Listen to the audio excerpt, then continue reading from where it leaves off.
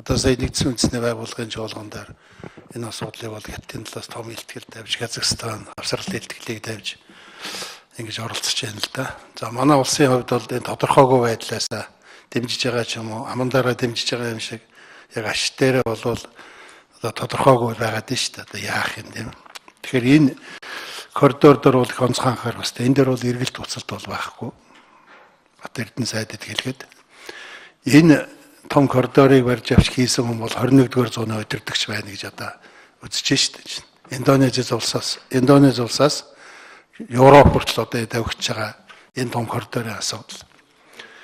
Тэгэхээр энэ дээр их нэгдүгээрт нь голж онцгой анхаарах хэрэгтэй байхаа гэж ингэж бодож байна. Хоёрдугаарт нь энэ автозамын одоо үр ашиг гэж юм байдаг л да.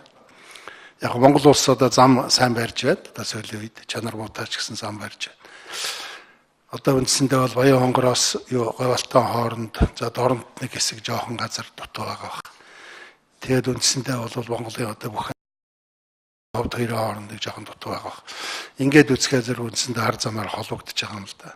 Тэгэхээр энэ замаар бол Монголд үйлдвэрлэсэн бараа одоо энэгээр явж явах хэрэгтэй байхгүй. Тэгэхээр одоо үр ашиг гэдэг юм бол байдгүй. Альва зүйл оршин тогтнох үндэс нь бол ерөөсөө үр ашигтай байж оршин тогтнох. Замын үр ашгийг одоо сайжруулах хэрэгтэй. Сүүлийн үед яаж яах вэ? Сумууд руу одоо зам тавиад ирсэн.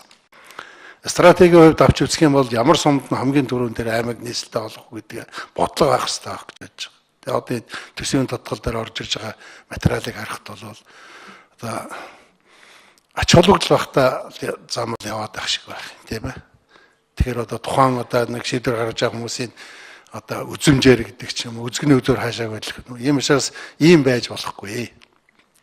Тийм учраас бол энэ сумууд томоохон одоо суурин газруудыг холбох төлөвлөгөөг бол их сайн бодох ёстой. За тэгээ эдийн засгийн үр ашиг нь бол дээрээс нь бодож тооцох ёстой гэж ингэж бодож байна.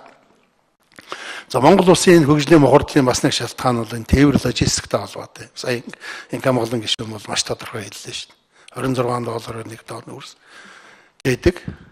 За ингэж дээдэг улс бол дэлхийд бол хаанч байхгүй. Тийм учраас энэ технологийн замуудаа барих хэрэгтэй. Ялангуяа 5-7-аас гашуун сухатын чиглэлийн дээр 200 хэдэн километр төмөр зам барихаас өөр ямар ч арга байхгүй. Бүх хөрөнгө оруулалтыг зогсоож агаад, бүх концессийг зогсоож байгаа ч гэсэн энэ дээр хүч тавьж одоо барих хэрэгтэй гэдэг дээр бол би санал нэг байгаамаа. Энэ салбарт энэ хувийн хвшлийг дэмжих асуудлыг тодорхой болгох хэрэгтэй. Монгол улсад энэ хувийн хвшлийг дэмжихдээ их сонь дэмждэг. Ер нь дэлхийн хэмжээгээр хувийн хвшлээ яаж дэмждэг юм гэхээр нэгдүгээрт нь бол юу гэхээр татварын бодлого, тарифын бодлогоор дэмждэг.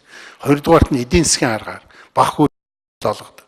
Гурав дахь нь бол одоо хууль эрхцэн орчингаар нь дэмждэг. А манайх бол яаж яах нэхээр зэрэг өөрөөс нь давсан нөгөө тийм нөгөө даахгүй нохоо болоо хораана гэж том урд газруудыг ингээд авцсан. Ашиглаж чаддаг. Том одоо замыг хийн гэдэг ингээд авчсан байдаг чаддаг. Том одоо тэр нисхийн одоо том шугамыг одоо авцсан мөртлөө чаддаг. Тэгэхээр бол юу гэхээр энэ хувийн хвшлийг одоо зам тээврийн салбарт дэмжих энэ бодлого бас хэцүү гарах хэрэгтэй гэж ингэж одоо хэлье гэж ингэж